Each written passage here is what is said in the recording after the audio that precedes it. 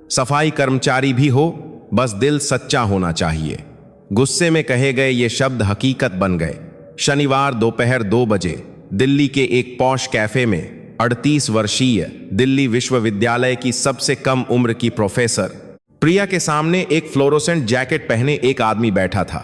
10 मुलाकातों में भी जो सच्चाई महसूस नहीं हुई वह उस आदमी की आंखों में थी। यह एक ऐसा मजबूत एहसास था जो दोस्तों की हंसी और परिवार के विरोध पर भी जीत हासिल कर सकता था। लेकिन उनकी शादी की पहली रात जब उसके पति ने कांपते हाथों से एक पुराना लैपटॉप खोला तो उसमें 3 साल की सीसीटीवी फुटेज और एक आदमी की मौत का राज छिपा था। आखिर इस सफाई कर्मचारी की असली पहचान क्या है और वह 3 साल से जो सच छिपा रहा था उसका प्रिया से क्या संबंध है? कहानी शुरू करने से पहले कृपया सब्सक्राइब करें और लाइक करें। प्रिया भारतीय खाद्य और पोषण विज्ञान की दुनिया में एक चमकता सितारा, सबसे कम उम्र की महिला प्रोफेसर। 38 साल की उम्र तक प्रिया ने अपने सभी लक्ष्य आसानी से हासिल कर लिए थे, लेकिन प्यार के मामले में वह हमेशा असफल रही। वह आदमी शादीशुदा निकला। मैरिज ब्यूरो के ऑफिस की ठंडी रोशनी में काउंसलर के शब्द उसके कानों में गूंज रहे थे। मैं सुन्न बैठी रही, फिर धीरे धीरे अपना सिर उठाया। कर्मचारी के चेहरे पर शर्मिंदगी और घबराहट का मिला जुला भाव था। यह 10वीं अरेंज मैरिज की मुलाकात थी। 28 साल की उम्र में प्रोफेसर बनने के बाद से 38 साल की होने तक प्रिया की जिंदगी सिर्फ रिसर्च लैब और लेक्चर हॉल के बीच ही सिमट कर रह गई थी, और यह मुलाकात उसे आखिरी उम्मीद की तरह लगी थी। लड़का कम से कम कागजों पर तो एकदम परफेक्ट था। एक बड़ी कंपनी में अधिकारी, विदेश से MBA, करोड़ों का पैकेज। लेकिन यह सब झूठ निकला। माफ कीजिए प्रोफेसर प्रिया, हमारे साथ भी ऐसा पहली बार हुआ है। हमें बाद में पता चला कि उन्होंने जो भी कागजात जमा किए थे वे सब नकली थे। जिस आदमी को एक अमीर खानदान का वारिस बताया गया था वह असल में एक धोखेबाज और 2 बच्चों का बाप निकला। मैं एक गहरी सांस लेकर अपनी सीट से उठी। पिछली 10 मुलाकातें एक फिल्म की तरह मेरी आंखों के सामने घूम गईं। पहला आदमी पूरी बातचीत के दौरान सिर्फ प्रिया की सैलरी के बारे में पूछता रहा। दूसरे की आंखें सिर्फ दिल्ली यूनिवर्सिटी की प्रोफेसर का टैग सुनकर ही चमक उठी थीं। तीसरे ने तो कैलकुलेटर निकालकर यह हिसाब लगाना शुरू कर दिया था कि प्रिया को रिसर्च के लिए कितनी फंडिंग मिलती है। चौथे ने प्रिया के कॉन्टैक्ट्स का फायदा उठाने की कोशिश की, और 5वें ने तो हद ही कर दी। उसने अपनी थीसिस लिखने में मदद मांग ली। प्रोफेसर प्रिया, आपकी प्रोफाइल इतनी प्रभावशाली है कि पुरुष आपसे थोड़ा डरते हैं। मैनेजर के दिलासा देने वाले शब्द किसी ताने की तरह चुभ रहे थे। प्रभावशाली प्रोफाइल? आखिर यह प्रोफाइल है क्या? दिल्ली यूनिवर्सिटी का प्रोफेसर का खिताब, हर साल करोड़ों की रिसर्च फंडिंग, प्रतिष्ठित जर्नल्स में छपे मेरे शोध पत्र, क्या ये चीजें सच में मुझे परिभाषित करती हैं? घर लौटते समय टैक्सी में प्रिया गुमसुम होकर खिड़की से बाहर देखती रही। दिल्ली की रात की सड़कें चकाचौंध से भरी थीं, लेकिन उसका दिल बिल्कुल खाली था। रिसर्च लैब में वह एक सम्मानित प्रोफेसर थी, लेकिन घर लौटकर वह बिल्कुल अकेली थी। शोध पत्र लिखने का कोई अंत नहीं था और रिसर्च से कभी संतुष्टि नहीं मिलती थी। लेकिन उसकी अपनी जिंदगी का क्या? किसी को भी यह जानने में दिलचस्पी नहीं थी कि असली प्रिया कैसी इंसान है।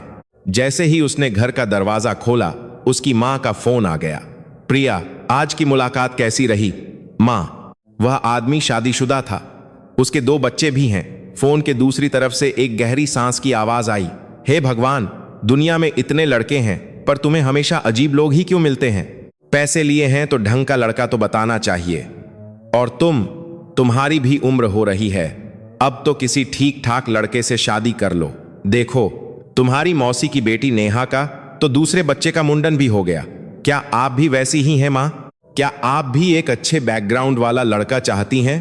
प्रिया की आवाज में कड़वाहट आ गई। नहीं, ऐसा नहीं है। मैं तो बस चाहती हूं कि तुम्हें कोई अच्छा लड़का मिल जाए। अच्छा मतलब क्या होता है मां? सब एक जैसे हैं। वे मुझसे सिर्फ इसलिए मिलना चाहते हैं क्योंकि मैं दिल्ली यूनिवर्सिटी की प्रोफेसर हूं। मुझे क्या पसंद है, मैं क्या सोचती हूं या मैं क्यों परेशान हूं, यह कोई नहीं पूछता। वे बस प्रोफेसर साहिबा कहते रहते हैं और मेरे बाहरी दिखावे को देखते हैं। प्रिया सोफे पर धम्म से बैठ गई। उसकी आंखों में आंसू थे, लेकिन उसने उन्हें रोक लिया। मां, सुनिए, मैं किसी ऐसे इंसान से हरगिज शादी नहीं कर सकती जो मेरे बाहरी दिखावे को देखकर हिसाब किताब करे चाहे वह अरबपति ही क्यों ना हो। मैं अपनी पूरी जिंदगी एक ऐसे इंसान के साथ बिताना चाहती हूं जो मुझसे, सिर्फ मुझसे प्यार करे, मेरे दिखावे से नहीं, भले ही वह एक सफाई कर्मचारी ही क्यों ना हो। क्या सफाई कर्मचारी? उसकी मां की आवाज ऊंची हो गई। हां, सफाई कर्मचारी। सफाई कर्मचारी होने में क्या बुराई है? अगर दिल सच्चा हो तो पेशे से क्या फर्क पड़ता है? प्रिया ने गुस्से में फोन काट दिया और फिर अपना चेहरा तकिए में छिपा लिया। वह सचमुच थक चुकी थी। लोगों की नजरों से, बनावटी मुलाकातों से और अपने खाली दिल को भरने की बेकार कोशिशों से वह सबसे तंग आ चुकी थी। दूसरी तरफ फोन काटते ही उसकी मां ने अपनी बहन यानी प्रिया की मौसी को फोन किया। हेलो दीदी, क्या हुआ? मीरा, तुम्हारी भांजी प्रिया का दिमाग खराब हो गया है। इतने पैसे खर्च करके मैरिज ब्यूरो में नाम लिखवाया और अब कहती है कि उसे लड़के के पेशे से कोई मतलब नहीं है। उसे कुछ नहीं चाहिए, बस इंसान अच्छा होना चाहिए। कहती है सफाई कर्मचारी भी चलेगा। सफाई कर्मचारी? प्रिया ने ऐसा कहा? हां, कह रही थी कि उसे दिखावा करने वाले लोग पसंद नहीं है और अगर दिल सच्चा हो तो सफाई कर्मचारी भी चलेगा। लगता है यह पूरी तरह से पागल हो गई है। मौसी कुछ देर सोच में पड़ गई। दीदी, तो क्यों ना हम सच में उसकी किसी से मुलाकात करवा दें? क्या मतलब? हमारी बिल्डिंग में एक सफाई कर्मचारी है, उम्र भी ठीक है और शादी भी नहीं हुई है। पेशे को छोड़ दें तो वह सच में बहुत अच्छा इंसान है। मेहनती, तमीजदार, दयालु और देखने में भी साफ सुथरा है। तुम सच कह रही हो? हां दीदी, आप ही तो कह रही थीं कि प्रिया को सबक सिखाना है। उसे सच में मिलने दो। प्रिया इतनी भी बेवकूफ नहीं है। जब वह खुद मिलेगी तो उसे हकीकत का एहसास हो जाएगा। मां ने काफी देर तक सोचा। बेटी इतनी जिद कर रही थी तो शायद एक बार उसे हकीकत का आईना दिखाना जरूरी था। ठीक है, जैसा तुम कहो, एक बार कोशिश करके देखो। उम्मीद है इस लड़की का दिमाग ठिकाने आ जाएगा। अगली सुबह प्रिया के फोन पर मौसी का मैसेज आया। प्रिया बेटा, मैं तुम्हारी मौसी बोल रही हूं। सुना है तुम एक सच्चे दिल वाले इंसान की तलाश में हो, तो मैं तुम्हारी एक लड़के से मुलाकात करवाना चाहती हूं। इस शनिवार दोपहर 2 बजे फ्री हो? प्रिया मैसेज देखकर हैरान रह गई। मौसी अचानक से मुलाकात क्यों करवा रही हैं? फिर भी मौसी पर भरोसा किया जा सकता था। मौसी हमेशा प्रिया का साथ देती थीं। हाँ मौसी, मैं फ्री हूं, लेकिन वह है कौन? वह हमारी बिल्डिंग में काम करते हैं। सच में बहुत अच्छे इंसान हैं। उनके पेशे को लेकर कोई गलत धारणा मत बनाना और एक बार मिल लो।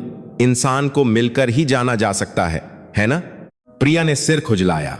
बिल्डिंग में काम करने का क्या मतलब हो सकता है? लेकिन उसने और कुछ नहीं पूछा। वैसे भी उसे कोई उम्मीद नहीं थी। शनिवार आ गया। प्रिया हमेशा की तरह साधारण कपड़े पहनकर तय जगह की ओर चल पड़ी। वह कैफे पहुंचकर खिड़की के पास वाली सीट पर बैठ गई। घड़ी देखी, 1:50 हुए थे। प्रिया ने कॉफी ऑर्डर की और खिड़की से बाहर देखने लगी। वीकेंड की दोपहर में कनॉट प्लेस लोगों से खचाखच भरा था। कपल्स, परिवार, दोस्त सब खुश दिख रहे थे।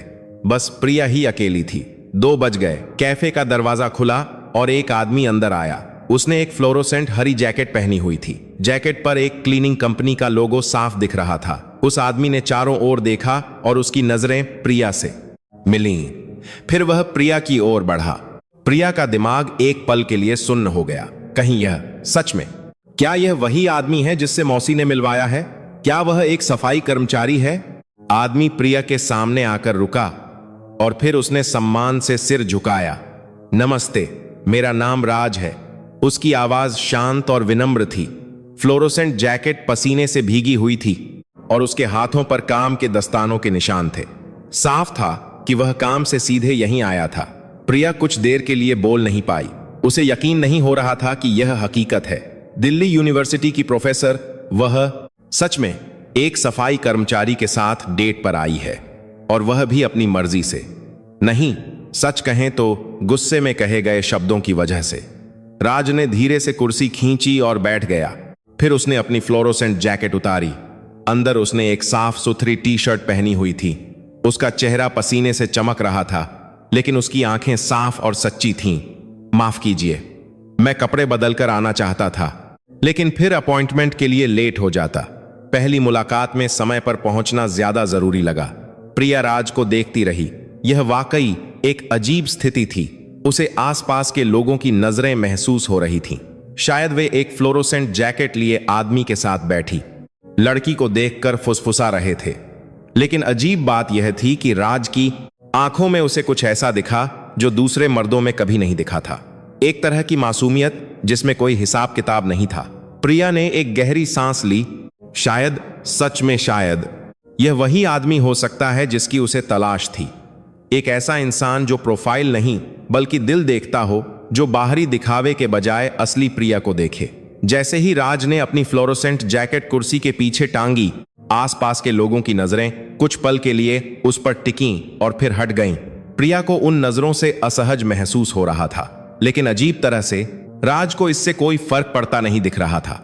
वह तो बस प्रिया की ओर देखकर शांति से मुस्कुरा रहा था। आप क्या लेंगी? प्रिया ने मेन्यू बढ़ाते हुए पूछा। राज ने मेन्यू लिया, कुछ देर देखा और फिर सिर उठाया। राजमा चावल। प्रिया एक पल के लिए चौंक गई। क्या उसे पता नहीं है कि यह जगह कौन सी है? यह एक कैफे है। राज थोड़ा झेंप गया और सिर खुजलाने लगा। ओह, तो फिर कुछ भी चलेगा। सच कहूं तो मुझे कॉफी के बारे में ज्यादा पता नहीं है। उस सीधे साधे और ईमानदार जवाब पर प्रिया के होंठों पर अपने आप मुस्कान आ गई। अब तक वह जितने भी मर्दों से मिली थी, वे सब कॉफी के विशेषज्ञ और वाइन के पारखी होने का दिखावा करते थे। राज की ईमानदारी उसे ताजगी भरी लगी। तो फिर आज मैं आपके लिए कुछ ऑर्डर करती हूं, लैटे ठीक रहेगी? जी, कुछ भी चलेगा। प्रिया ने वेटर को बुलाकर 2 लैटे का ऑर्डर दिया। कुछ देर की अजीब सी खामोशी के बाद राज ने ही बात शुरू की। आपकी मौसी जी ने बताया कि आप प्रोफेसर हैं। प्रिया का शरीर अकड़ गया। लो, फिर वही शुरू। अब सवाल आएंगे कि सैलरी कितनी है, रिसर्च फंडिंग कितनी मिलती है, किस टॉपिक पर रिसर्च करती हो। प्रिया ने अपने दिल के दरवाजे बंद करने की तैयारी कर ली, लेकिन राज के अगले शब्द बिल्कुल अप्रत्याशित थे। आप खाली समय में क्या करती हैं? जैसे कोई शौक? प्रिया कुछ पल के लिए राज को देखती रह गई।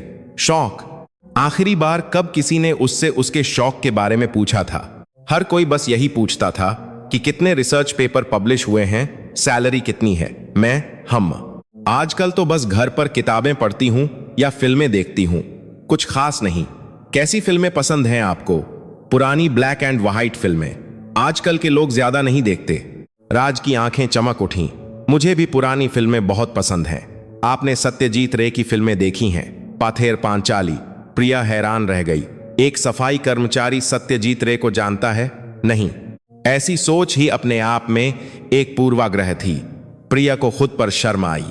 बिल्कुल, वह मेरी पसंदीदा फिल्मों में से एक है, खासकर वह आखिरी सीन जब अपू दुनिया देखने निकलता है। हाँ, वह सीन उम्मीद और उदासी का एक अजीब सा संगम। बातचीत स्वाभाविक रूप से आगे बढ़ी। राज ने न तो उसकी शिक्षा के बारे में पूछा, न सैलरी के बारे में, और न ही रिसर्च की उपलब्धियों के बारे में। इसके बजाय उसने पूछा कि उसे खाने में क्या पसंद है, कौन सा मौसम नापसंद है, और बचपन में वह क्या बनना चाहती थी। प्रिया ने पहली बार महसूस किया कि वह एक प्रोफेसर के तौर पर नहीं, बल्कि सिर्फ प्रिया के तौर पर बात कर रही है। जब कॉफी आई तो राज ने स्वाभाविक रूप से चीनी और सिरप प्रिया की ओर खिसका दिए, और फिर उसने अपने कॉफी कप पर ढक्कन लगा दिया।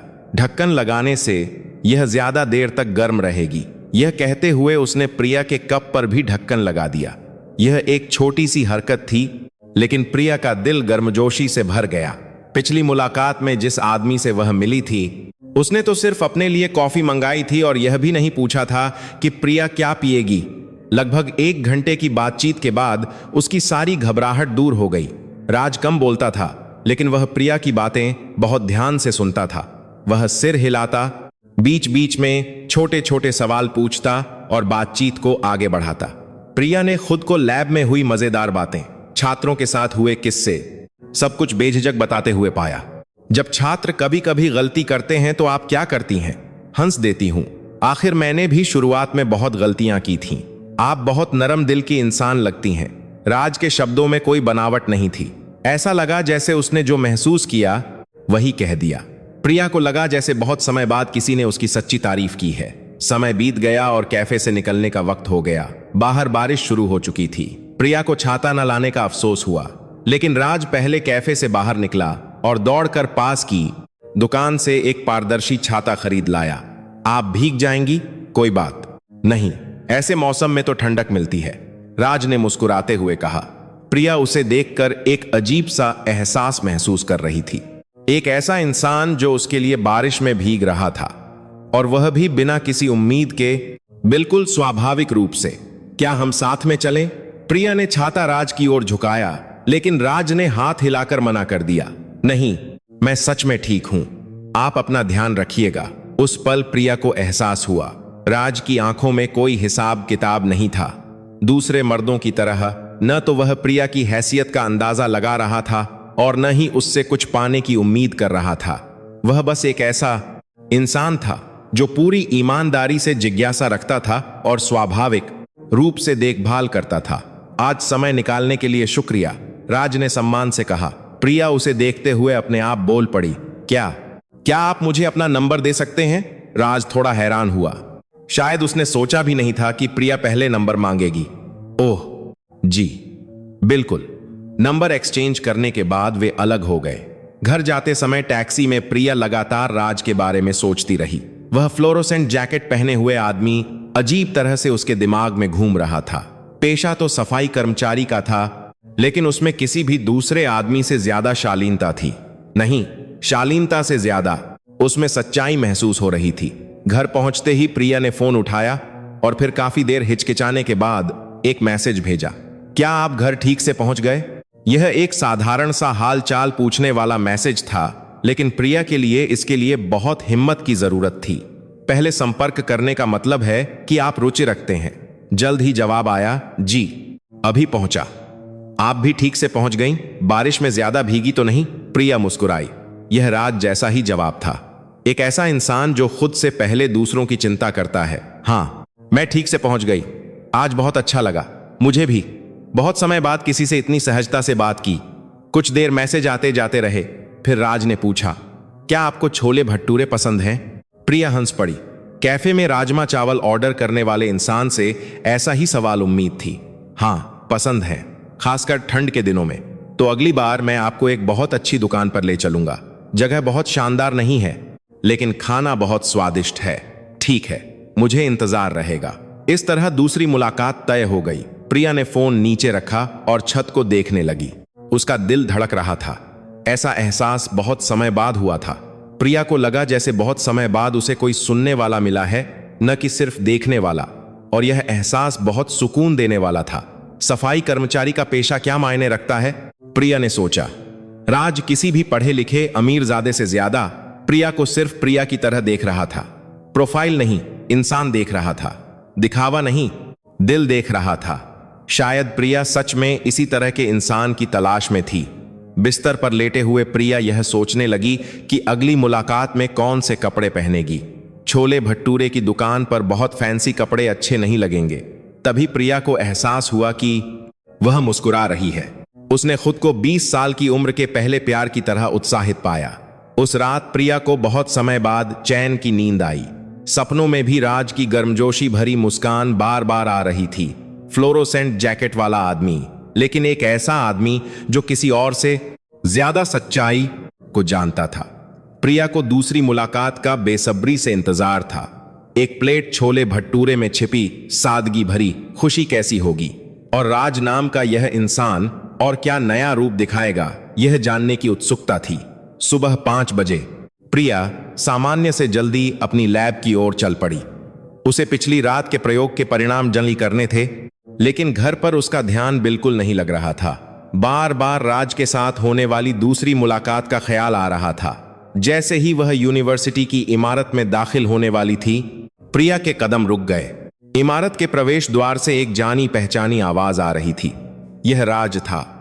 प्रिया ने अनजाने में ही खुद को एक खंभे के पीछे छिपा लिया। उसने ऐसा क्यों किया, यह वह खुद भी नहीं जानती थी। शायद वह बस राज का एक और रूप देखना चाहती थी। राज सिक्योरिटी गार्ड से बात कर रहा था। गार्ड के हाथ में भाप निकलते नूडल्स का एक कप था।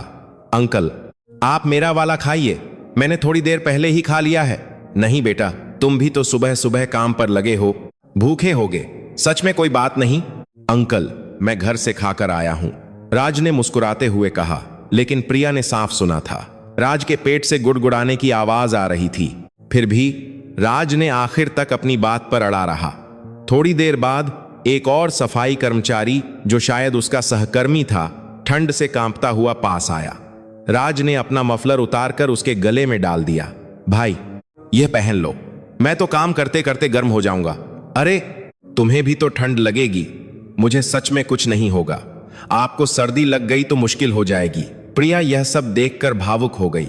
राज हमेशा खुद से पहले दूसरों के बारे में सोचने वाला इंसान था। यह कोई दिखावटी दया नहीं थी, बल्कि उसकी आदत में शुमार एक स्वाभाविक बात थी। प्रिया चुपचाप दूसरे गेट से अपनी लैब की ओर चली गई, लेकिन वह अपने प्रयोग पर ध्यान केंद्रित नहीं कर पा रही थी। बार बार राज का चेहरा उसकी आंखों के सामने आ रहा था। फ्लोरोसेंट जैकेट पहने हुए, दूसरों की मदद करने वाला वह रूप इतना खूबसूरत क्यों लग रहा था? उस शाम 7 बजे प्रिया अभी भी लैब में थी। अगले दिन राज के साथ उसकी मुलाकात थी, लेकिन वह प्रयोग खत्म करके ही जाना चाहती थी। तभी अचानक धमाके की आवाज के साथ लैब के फ्रिज से चिंगारियां निकलने लगीं। हे भगवान! प्रिया डरकर पीछे हट गई। फ्रिज का दरवाजा खुल गया और अंदर रखे प्रयोग के रसायन बाहर बिखर गए। बिजली की चिंगारियां लगातार निकल रही थीं और एक अजीब सी गंध आने लगी। प्रिया घबरा गई। सहायक पहले ही जा चुके थे और सिक्योरिटी को बुलाने पर भी वे बिजली का काम शायद ही जानते होंगे। तभी प्रिया के दिमाग में एक नाम आया, राज। प्रिया ने कांपते हाथों से फोन उठाया। हेलो राज जी, मैं प्रिया बोल रही हूं। माफ कीजिए, अभी लैब में बिजली का एक हादसा हो गया है। क्या आप मेरी मदद कर सकते हैं? फोन के दूसरी तरफ से राज की घबराई हुई आवाज आई। प्रिया जी, आपको चोट तो नहीं लगी? आप अभी कहां हैं? मैं लैब में हूं, इंजीनियरिंग ब्लॉक, 5वीं मंजिल। मुझे चोट नहीं लगी है, लेकिन चिंगारियां लगातार निकल रही हैं। उसके पास बिल्कुल मत जाइएगा, मैं अभी तुरंत आता हूं। फोन कटने के 30 मिनट के भीतर ही राज पहुंच गया। साफ था कि वह दौड़ता हुआ आया था। उसके माथे पर पसीने की बूंदें थीं। प्रिया जी, आप ठीक हैं? राज ने सबसे पहले प्रिया की हालत देखी और फिर उसने जल्दी से स्थिति का जायजा लिया। सबसे पहले मेन स्विच बंद करना होगा, आप उधर दूर खड़ी रहिए। राज ने चारों ओर देखा और एक तौलिया उठाकर अपने हाथ पर लपेट लिया और फिर वह सावधानी से मेन पावर स्विच की ओर बढ़ा। बिजली का झटका लगने का खतरा था, लेकिन राज हिचकिचाया नहीं। सावधान रहिएगा, प्रिया ने चिंता से चिल्लाकर कहा। लेकिन राज ने शांति से पावर बंद कर दिया और फिर वह गंदे फर्श को साफ करने लगा। उसने बिखरे हुए रसायनों को एक एक करके समेटा और गीले तारों को सुरक्षित रूप से अलग किया। लगभग 1 घंटे बाद लैब फिर से साफ हो गई। राज के हाथ पर रसायन से जलने का एक छोटा सा निशान था। प्रिया ने चिंता से पूछा, आपका हाथ ठीक है? लगता है रसायन लग गया है। ओह, यह कोई बात नहीं, सफाई करते समय अक्सर ऐसा होता रहता है। राज ने ऐसे मुस्कुराया जैसे कुछ हुआ ही ना हो, लेकिन प्रिया जानती थी राज ने उसके लिए खतरा उठाया था। आपने ऐसा क्यों किया? यह खतरनाक हो सकता था। प्रिया के सवाल पर राज कुछ देर के लिए हिचकिचाया और फिर वह शर्माते हुए मुस्कुराया और बोला, बस मैं नहीं चाहता था कि आपको कोई चोट लगे। इस एक वाक्य से प्रिया का दिल भर आया। उसे महसूस हुआ कि इस इंसान का दिल सचमुच सच्चा है। शुक्रिया, सच में कोई बात नहीं। अरे हां, कल आप ठीक रहेंगी? इतना बड़ा हादसा हुआ है, आप थक गई होंगी। जब हम मिल ही गए हैं तो आज ही खाना खा लें। छोले भटूरे की दुकान पर प्रिया और राज एक दूसरे के सामने बैठे थे। दुकान साधारण सी थी, लेकिन छोले भटूरे की खुशबू हवा में फैली हुई थी। यहाँ का खाना बहुत स्वादिष्ट है। मैं 3 साल से यहाँ आ रहा हूँ, राज ने गर्व से कहा। जल्द ही गर्मा गर्म छोले भटूरे आ गए। प्रिया ने एक निवाला खाया और वह सच में बहुत स्वादिष्ट थे। गर्म छोले ने उसके अंदर तक गर्माहट पहुंचा दी। तभी प्रिया ने देखा कि राज अपनी प्लेट से पनीर के टुकड़े निकालकर उसकी प्लेट में चुपके से रख रहा है। यह आप क्या कर रहे हैं? ओह, आपने उस दिन कहा था कि आपको पनीर पसंद है, मुझे तो बस छोले ही काफी हैं। प्रिया हैरान रह गई। पहली मुलाकात में अनजाने में कही गई बात राज को याद थी। मैंने ऐसा कब कहा?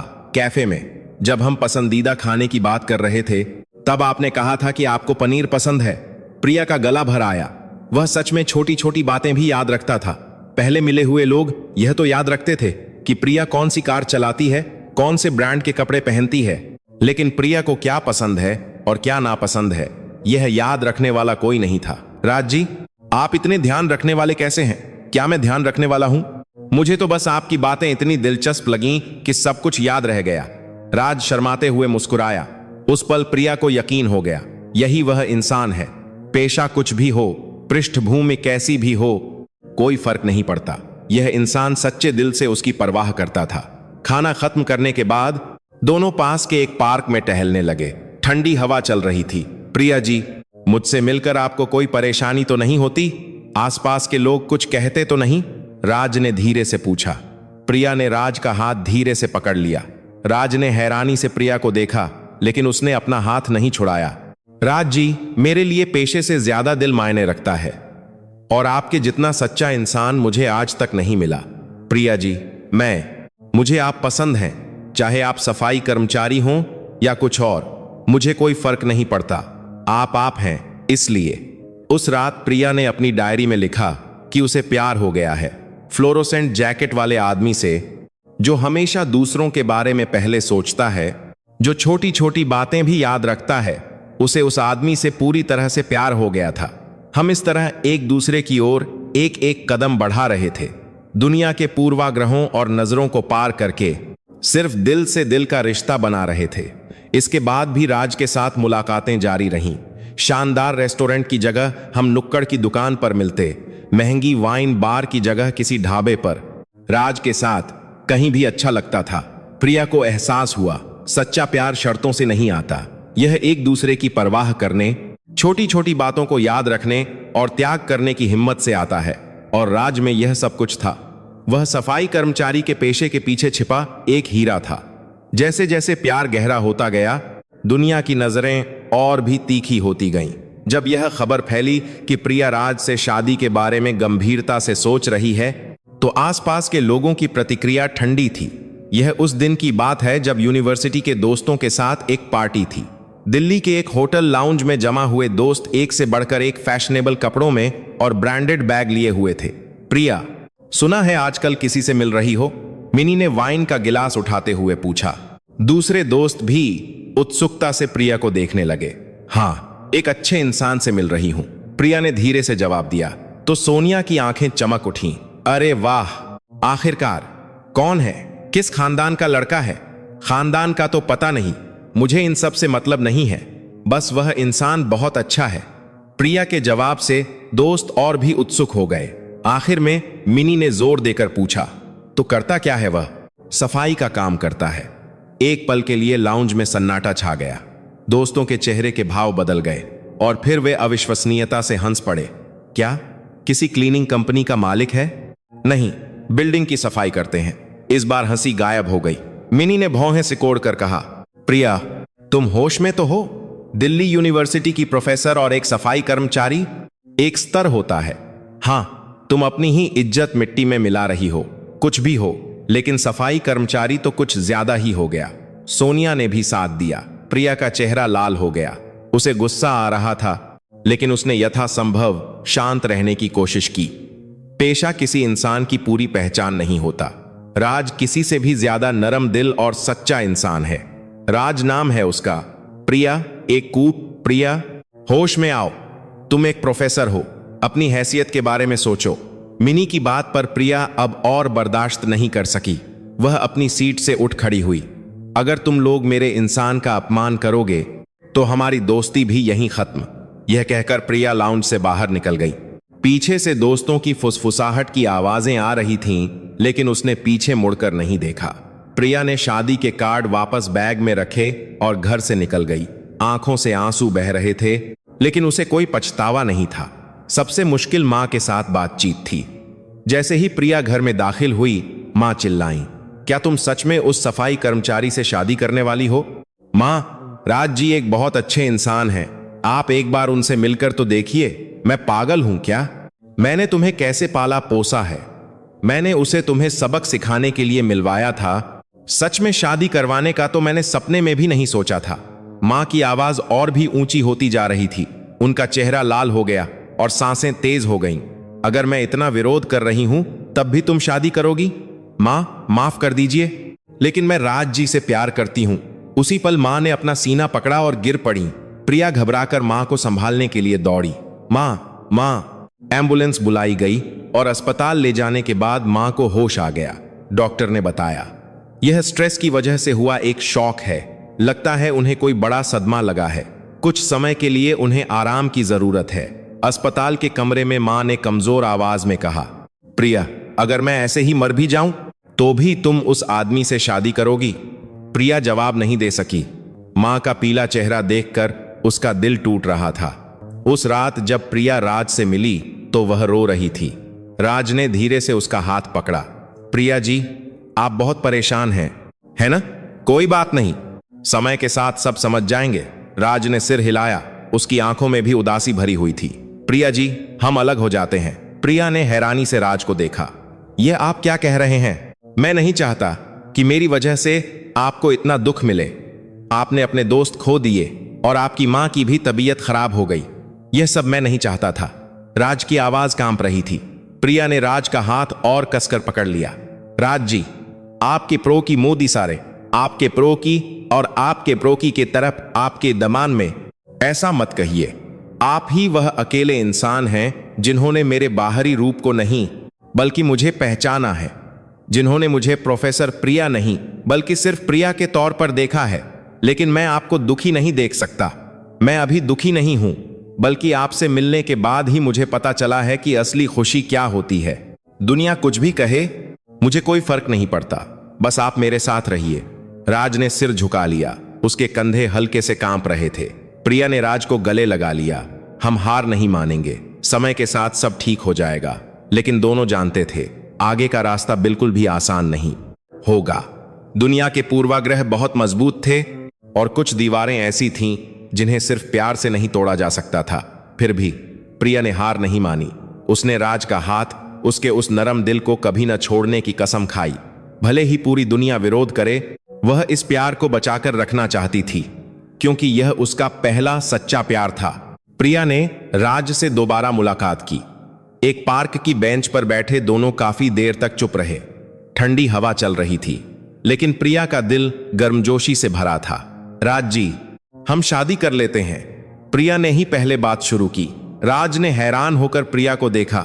प्रिया जी, यह आप क्या कह रही हैं? मैं सच कह रही हूं, मैं आपसे शादी करना चाहती हूं।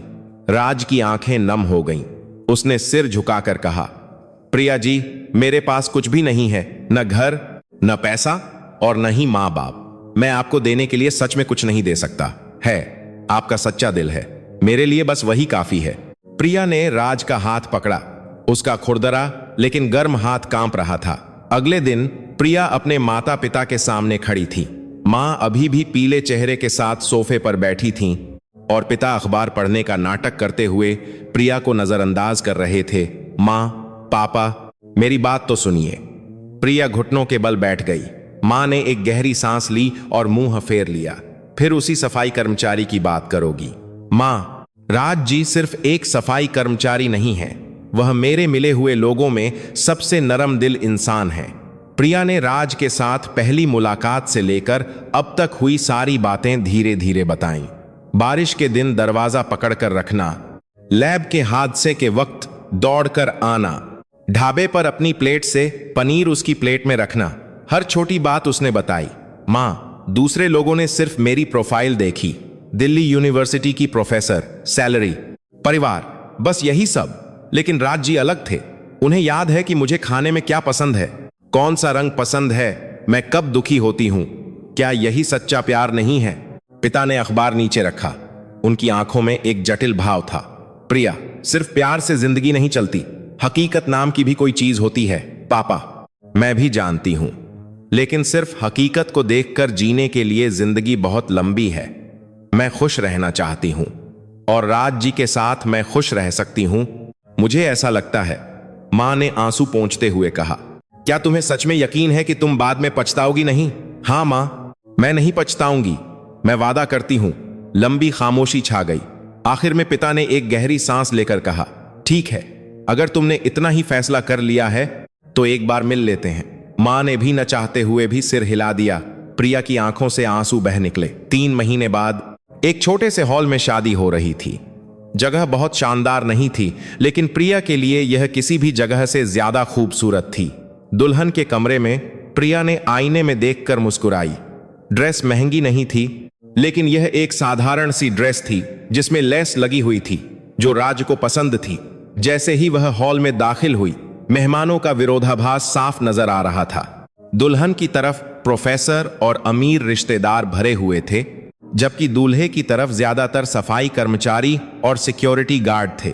फ्लोरोसेंट जैकेट उतारकर अजीब से सूट पहने हुए वे लोग राज को सच्चे दिल से बधाई दे रहे थे। दुल्हन की तरफ से कुछ मेहमान फुसफुसा रहे थे, प्रिया बाद में बहुत पछताएगी ऐसे लोगों के साथ रिश्तेदारी। लेकिन प्रिया ने कोई ध्यान नहीं दिया, बल्कि उसे राज के लिए दूर से आए उसके सहकर्मियों के लिए आभार महसूस हो रहा था। रस्में खत्म होने के बाद दूल्हा दुल्हन माता पिता से आशीर्वाद लेने लगे। तभी राज अचानक प्रिया के माता पिता के सामने घुटनों के बल बैठ गया। हॉल में एक पल के लिए सन्नाटा छा गया। पापा जी, मम्मी जी, शादी के लिए इजाजत देने के लिए आपका बहुत बहुत शुक्रिया। राज की आवाज कांप रही थी, लेकिन उसमें सच्चाई थी। उसने सिर झुकाकर आगे कहा, मैं प्रिया जी को देने के लिए बहुत कुछ नहीं दे सकता, लेकिन मैं वादा करता हूं, मैं प्रिया जी की आंखों में कभी आंसू नहीं आने दूंगा। मैं जिंदगी भर उनकी रक्षा करूंगा, अपनी जान से भी ज्यादा कीमती समझूंगा। प्रिया की मां रोने लगी। उन्होंने पिछले कुछ महीनों में राज को देखा था। प्रिया के लिए हर सुबह जल्दी उसे लेने आना और देर रात तक सुरक्षित घर छोड़ना, बारिश के दिनों में 2 छाते लेकर आना, एक प्रिया को देना और खुद छोटे छाते से भीगते हुए चलना, यह सब उन्होंने देखा था। मां धीरे धीरे उठी और राज के पास गईं और उन्होंने धीरे से उसके कंधे पर हाथ रखा। राज बेटा उठो। पहली बार मां ने राज को दामाद के रूप में स्वीकार करते हुए यह संबोधन इस्तेमाल किया। जब राज ने सिर उठाया तो मां ने रूमाल से अपने आंसू पोंछते हुए कहा, हमारी प्रिया का ध्यान रखना। पिता भी राज के पास आए और उसका कंधा थपथपाया। उनके चेहरे पर अभी भी पूरी तरह से संतुष्टि नहीं थी, लेकिन उनकी आंखों में एक स्वीकृति की चमक थी। तुम प्रिया की सच्चे दिल से परवाह करते हो, यह मैं जानता हूं। आगे से अच्छे से रहना। राज ने उठकर सिर झुकाकर प्रणाम किया। प्रिया यह देखकर अपने आंसू नहीं रोक सकी। राज की सच्चाई ने आखिरकार उसके माता पिता का दिल जीत लिया था। पार्टी शुरू हुई और सफाई कर्मचारी सहकर्मियों ने अजीब लेकिन सच्ची बधाई दी। एक बूढ़े सफाई कर्मचारी ने राज का हाथ पकड़कर कहा, राज तुम हम सबका गर्व हो, खुश रहना। सिक्योरिटी गार्ड ने भी साथ दिया। इतनी अच्छी दुल्हन मिली है, तुम बहुत भाग्यशाली हो। प्रिया ने उन सब से एक एक करके बात की। उनके हाथ खुरदरे थे, लेकिन हाथ मिलाना गर्मजोशी भरा था। वह महसूस कर सकती थी कि ये लोग राज को कितना प्यार करते हैं। शादी के बाद दोनों एक छोटे से ढाबे पर गए। शादी की ड्रेस और सूट में छोले भटूरे खाने का दृश्य अजीब था, लेकिन दोनों खुश थे। प्रिया जी, आप सच में पछता तो नहीं रही हैं? राज ने चिंता से पूछा। प्रिया ने खिलखिलाकर जवाब दिया, पछतावा बिल्कुल नहीं। आज मेरी जिंदगी का सबसे अच्छा दिन है। दोनों ने एक दूसरे को देखकर मुस्कुराया। शुरुआत भले ही शानदार न हो, लेकिन उनका प्यार किसी भी चीज से ज्यादा मजबूत था। यह दुनिया के पूर्वाग्रहों पर जीत हासिल करने वाला प्यार था, सच्चाई से बना एक रिश्ता था। शादी खत्म होने के बाद दोनों एक छोटे से एक कमरे के फ्लैट में लौटे। यह राज का पहले से तैयार किया हुआ नया घर था, लेकिन यह बहुत ही साधारण था। पुरानी दीवारें, चरमराता फर्श और छोटी सी खिड़की से आती स्ट्रीट लाइट की रोशनी ही सब कुछ थी। लेकिन प्रिया खुश थी। यह अपने प्यार करने वाले इंसान के साथ शुरू होने वाली एक नई जिंदगी थी। जब प्रिया कपड़े बदलकर बाहर आई तो राज बिस्तर के पास घुटनों के बल बैठा था। उसके सामने एक पुराना काला लैपटॉप बैग रखा था। बैग का चमड़ा जगह जगह से उखड़ा हुआ था और जिपर भी आधा खराब था। राज, ये क्या है? प्रिया ने पास जाकर पूछा। राज का चेहरा उदास था। उसकी सामान्य सौम्य मुस्कान गायब थी और वह गहरी सोच में डूबा हुआ था। प्रिया, अब तुम मेरी पत्नी हो, इसलिए तुम्हें कुछ जानना जरूरी है। राज की आवाज कांप रही थी। उसने धीरे धीरे बैग का जिपर खोला। अंदर कई फाइलें, एक यूएसबी और एक पुरानी तस्वीर थी। राज ने पहले तस्वीर निकालकर दिखाई। एक अधेड़ उम्र का आदमी सफेद कोट पहने एक लैब में मुस्कुरा रहा था। यह मेरे पिता हैं, भारत की सबसे बड़ी दवा कंपनी सूर्य फार्मा के संस्थापक श्री विक्रम वर्मा। प्रिया ने हैरान होकर राज को देखा। सूर्य फार्मा एक ऐसी कंपनी थी जिसे हर कोई जानता था। जुकाम की दवा से लेकर कैंसर की दवाओं तक बनाने वाली एक बहुत बड़ी कंपनी। तो आप? हाँ, मैं विक्रम वर्मा का बेटा राज वर्मा हूं, लेकिन अब मैं कुछ भी नहीं हूं। मैंने सब कुछ छोड़कर एक सफाई कर्मचारी बनना चुना। मैं असल में सफाई कर्मचारी नहीं था। मैं अमेरिका में एक नई दवा विकसित करने वाला एक शोधकर्ता था। मैंने MIT से PhD की और एक दवा कंपनी में काम किया। पिता के निधन के बाद मैं भारत आया, लेकिन सच्चाई जानने के बाद मैंने सब कुछ छोड़ दिया। राज ने एक एक करके फाइलें निकालनी शुरू की। पहली फाइल एक फैक्ट्री निरीक्षण रिपोर्ट थी। तारीख थी 3 साल पहले, 14 मई। यह पिता के निधन से एक दिन पहले की रिपोर्ट है। देखिए, यहां एक हस्ताक्षर है, लेकिन यह नकली है। उस दिन पिता एक बिजनेस ट्रिप पर थे। किसी ने पिता के हस्ताक्षर की नकल करके यह झूठी रिपोर्ट बनाई कि सुरक्षा जांच हो चुकी है। इसके बाद उसने दवा के हस्तांतरण का रिकॉर्ड दिखाया। उसमें जटिल संख्याएं और कोड भरे हुए थे। एक दवा थी जिसके बहुत गंभीर दुष्प्रभाव थे। पिता ने उसे पूरी तरह से नष्ट करने का आदेश दिया था, लेकिन मेरे चाचा ने चुपके से उसे विदेशों में दान करने के बहाने बाहर भेज दिया। असल में उन्होंने बस नाम बदलकर उसे फिर से बेच दिया। प्रिया ने दस्तावेजों को ध्यान से देखा। जिन दवाओं को नष्ट किया जाना था, वे एक अलग कोड के साथ भेजे जाने का रिकॉर्ड साफ था। राज ने लैपटॉप निकालकर USB कनेक्ट की। स्क्रीन पर एक धुंधली CCTV फुटेज दिखाई दी। यह हादसे के दिन की CCTV की रिकवर की हुई फाइल है। असली फाइल किसी ने डिलीट कर दी थी, लेकिन मैंने बड़ी मुश्किल से इसे रिकवर किया। देखिए, सुबह 3 बजे कोई फैक्ट्री में घुस रहा है। चेहरा तो नहीं दिख रहा, लेकिन लगता है इसी ने विस्फोटक लगाया था। वीडियो में एक काली परछाई फैक्ट्री के अंदर गायब होती दिखी और 1 घंटे बाद एक बड़ा धमाका हुआ। पिता उस सुबह सामान्य के विपरीत अचानक फैक्ट्री गए थे। निश्चित रूप से किसी ने उन्हें बुलाया था और फिर धमाके में उनका निधन हो गया। मीडिया में इसे गैस लीक का हादसा बताया गया, लेकिन मैं जानता हूं यह एक हत्या थी। राज की आंखों में आंसू आ गए। उसने मुट्ठी भींचकर आगे कहा, मैंने पुलिस में शिकायत की, लेकिन कोई फायदा नहीं हुआ। उन्होंने कहा कि सबूत काफी नहीं है। लगता है चाचा ने पहले ही सब कुछ सेट कर लिया था। उस घटना के बाद चाचा सूर्य फार्मा के चेयरमैन बन गए। प्रिया ने राज का हाथ पकड़ा। उसका ठंडा हाथ हल्के से कांप रहा था। इसलिए मैंने सफाई कर्मचारी बनना चुना। कोई भी सफाई कर्मचारी पर शक नहीं करता। मैंने सूर्य फार्मा की बिल्डिंग में सफाई करते हुए सबूत इकट्ठा किए। मैंने बातचीत सुनी, फेंके हुए दस्तावेज उठाए, लेकिन अभी भी एक निर्णायक सबूत की कमी है। राज ने आखिरी दस्तावेज निकाला। यह एक इंजीनियर का बयान था। यह उस दिन फैक्ट्री में काम करने वाले एक इंजीनियर हैं। वह गवाही देने के लिए तैयार हैं कि उस दिन चेयरमैन फैक्ट्री में नहीं थे, लेकिन सिर्फ इससे काम नहीं चलेगा। हमें ठोस सबूत चाहिए। पिता कहते थे कि पैसे से ज्यादा इंसान की जान कीमती है, लेकिन चाचा अलग थे। वह करोड़ों का नुकसान उठाने को तैयार नहीं थे। राज ने प्रिया को सीधे देखा। उसकी आंखों में अपराध बोध और दुख भरा हुआ था। प्रिया, माफ करना, मैंने इतने समय तक तुमसे झूठ बोला। मैं शुरू से ही बताना चाहता था, लेकिन हिम्मत नहीं हुई। मैं तुम्हें भी खतरे में नहीं डालना चाहता था, लेकिन अब तुम मेरी पत्नी हो, इसलिए मुझे लगा कि तुम्हें जानना चाहिए। प्रिया ने राज को कसकर गले लगा लिया। उसकी पीठ हल्के से कांप रही थी। कोई बात नहीं, मैं समझती हूं यह बोझ अकेले उठाने के लिए बहुत भारी था। अब मैं भी तुम्हारे साथ हूं। हम दोनों मिलकर सच्चाई को सामने लाएंगे। राज ने प्रिया को अपनी बाहों में भर लिया। उसकी आंखों से आंसू बहने लगे। 3 साल से अकेले छिपाया हुआ राज, अकेले लड़ी गई जंग में अब उसे एक साथी मिल गया था। प्रिया ने राज की पीठ थपथपाते हुए सोचा, उसका प्यार करने वाला इंसान सफाई कर्मचारी नहीं, बल्कि एक अमीर वारिस था। इस बात से ज्यादा हैरानी इस बात की थी कि उसने न्याय के लिए सब कुछ छोड़ दिया था, और ऐसे राज पर उसे और भी गर्व हुआ। प्रिया, तुम सच में ठीक हो? बिल्कुल, हम पति पत्नी हैं। पति पत्नी हर चीज में साथ होते हैं। उस रात दोनों एक दूसरे को कसकर पकड़े हुए सो गए। वे जानते थे कि आगे का रास्ता मुश्किलों भरा होगा, लेकिन उन्हें विश्वास था कि साथ मिलकर वे हर मुश्किल पर जीत हासिल कर लेंगे। प्यार उन्हें और भी मजबूत बना देगा। शादी के 2 महीने बीत गए।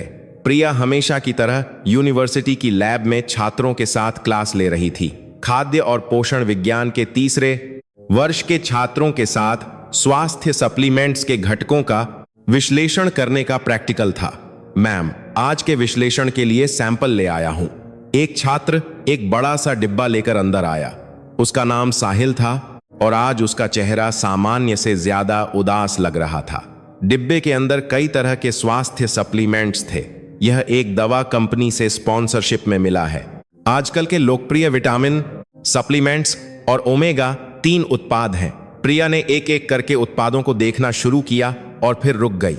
नीले रंग की पैकेजिंग पर छपा एक लोगो उसकी नजर में आया। सूर्य फार्मा, उसके पति राज के पिता द्वारा स्थापित कंपनी। यह भी सूर्य ई कारी का ओ भी 8,36,000 फार्मा का उत्पाद है। प्रिया ने बुदबुदाया तो साहिल की आंखों में अचानक आंसू आ गए। मैम, सच कहूं तो मैं आज यह उत्पाद एक खास वजह से लाया हूं, साहिल ने कांपती आवाज में आगे कहा।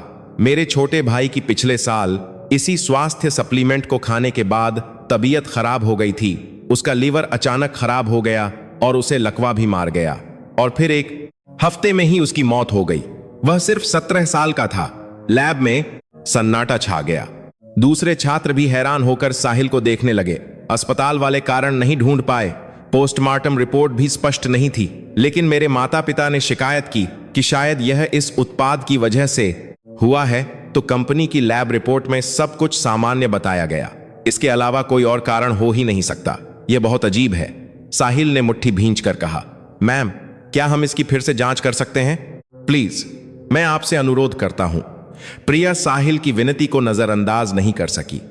इसके अलावा यह राज के खोजे जा रहे सबूत से भी जुड़ा हो सकता था। ठीक है, हम इसका विस्तृत विश्लेषण करेंगे। सब लोग लैब कोट पहनकर तैयार हो जाओ। छात्र तेजी से काम में लग गए। प्रिया ने स्वास्थ्य सप्लीमेंट के कैप्सूल को सावधानी से खोला और अंदर की सामग्री को निकाला। सफेद पाउडर एक पेट्री डिश में रखा गया था।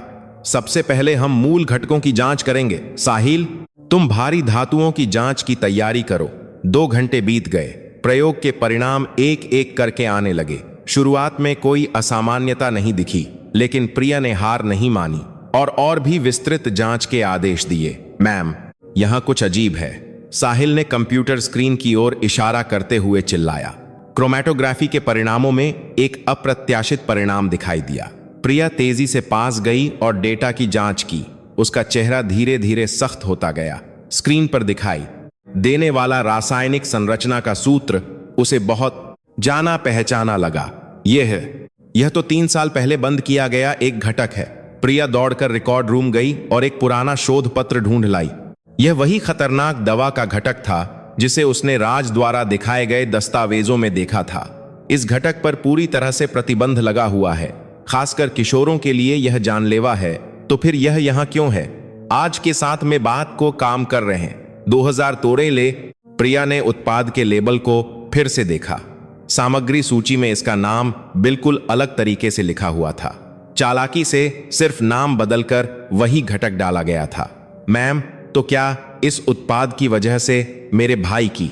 साहिल रोने लगा। प्रिया ने साहिल के कंधे पर हाथ रखा। साहिल, इस सारे डेटा का बैकअप ले लो। यह एक बहुत महत्वपूर्ण सबूत है। प्रिया ने प्रयोग के परिणाम प्रिंट किए और सैंपल को अलग से सुरक्षित रख लिया। उसके हाथ कांप रहे थे और कागज की सरसराहट हो रही थी। राज जिस निर्णायक सबूत की तलाश में था, वह उसे मिल गया था। यह एक ठोस सबूत था कि सूर्य फार्मा अभी भी खतरनाक दवाओं का वितरण कर रही थी। लैब से निकलकर प्रिया अपने ऑफिस में गई। उसने फोन निकालकर राज को फोन किया। घंटी बजती रही और फिर आखिरकार राज की आवाज सुनाई दी। प्रिया, क्या हुआ? राज, आखिरी पहेली का टुकड़ा मुझे मिल गया है। प्रिया की आवाज कांप रही थी। उत्साह और डर एक साथ उमड़ रहे थे। क्या मतलब? सूर्य फार्मा के स्वास्थ्य सप्लीमेंट में मुझे वह प्रतिबंधित घटक मिला है। वे सिर्फ नाम बदलकर उसे अभी भी बेच रहे हैं। मेरे एक छात्र की गवाही भी है। फोन के दूसरी तरफ से राज की सांसें तेज हो गईं। सच में? क्या तुम्हें यकीन है? हाँ, मेरे पास लैब का डेटा भी है और सैंपल भी है। अब हम चेयरमैन पर मुकदमा कर सकते हैं। प्रिया, तुम तुरंत घर आओ, यह खतरनाक हो सकता है। तभी लैब का दरवाजा खुला और साहिल दौड़ता हुआ अंदर आया। मैम, बाहर कुछ अजीब लोग हैं। सूट पहने हुए कुछ लोग आपको ढूंढ रहे हैं। प्रिया की रीढ़ में ठंड दौड़ गई। क्या सूर्य फार्मा के चेयरमैन को पहले ही पता चल गया था? उसने फोन काटा और अपना बैग उठाया। साहिल, ये सारी फाइलें मेरे ईमेल पर भेज दो और ओरिजिनल को कहीं अच्छी तरह छिपा देना। मैम, क्या हुआ है? मैं बाद में समझाऊंगी। अभी वक्त नहीं है। प्रिया आपातकालीन सीढ़ियों की ओर भागी। उसका दिल तेजी से धड़क रहा था। सीढ़ियों से उतरते समय उसे ऊपर से कदमों की आवाज सुनाई दी। कोई उसका पीछा कर रहा था। पार्किंग में पहुंचकर प्रिया ने कार में बैठकर इंजन स्टार्ट किया। बैक मिरर में उसने देखा कि एक काली कार धीरे धीरे उसका पीछा कर रही है। प्रिया ने एक्सीलेटर दबाया। घर जाते समय प्रिया लगातार बैक मिरर देखती रही। काली कार एक निश्चित दूरी बनाए हुए उसका पीछा कर रही थी। ट्रैफिक लाइट पर रुकते समय उसके हाथ कांप रहे थे। जब वह आखिरकार घर के सामने पहुंची तो राज दरवाजे पर इंतजार कर रहा था। जैसे ही प्रिया कार से उतरी, राज दौड़कर आया और उसे गले लगा लिया। तुम ठीक हो? हाँ, मैं ठीक हूं, लेकिन कोई मेरा पीछा कर रहा था। राज ने चारों ओर देखा। काली कार धीरे धीरे गुजरते हुए उन्हें देख रही थी। कार के अंदर एक आदमी फोन पर बात करता हुआ दिखाई दिया। अंदर चलो, जल्दी। घर के अंदर जाकर दोनों ने पर्दे खींचे और लाइट बंद कर दी। राज ने प्रिया द्वारा लाए गए दस्तावेजों को देखा। ये वही सबूत है जिसकी हमें तलाश थी। राज की आंखों से आंसू बहने लगे। 3 साल बाद मिला सच्चाई का एक टुकड़ा। अब हम पिता के साथ हुए अन्याय का बदला ले सकते हैं और अधिक पीड़ितों को बचा सकते हैं। प्रिया ने राज का हाथ पकड़ा। लेकिन अब वे भी हमारे बारे में जान गए हैं। हमें सावधान रहना होगा। मुझे पता है, लेकिन अब हम पीछे नहीं हट सकते। हमें अंत तक जाना होगा। बाहर से कदमों की आवाज आई। दोनों ने अपनी सांसें रोक लीं। कदमों की आवाज कुछ देर रुकी और फिर दूर चली गई। उस रात प्रिया और राज जागते रहे। उन्होंने इस बात पर विचार किया कि मिले हुए सबूतों का उपयोग कैसे किया जाए, कैसे दुनिया को बताया जाए। वे जानते थे कि खतरा आएगा, फिर भी उन्होंने सच्चाई के लिए लड़ने का फैसला किया। खिड़की से सुबह की रोशनी अंदर आई। लंबी रात खत्म हो रही थी, लेकिन उनकी असली लड़ाई अब शुरू होने वाली थी। सबूत मिलने के 3 दिन बीत चुके थे।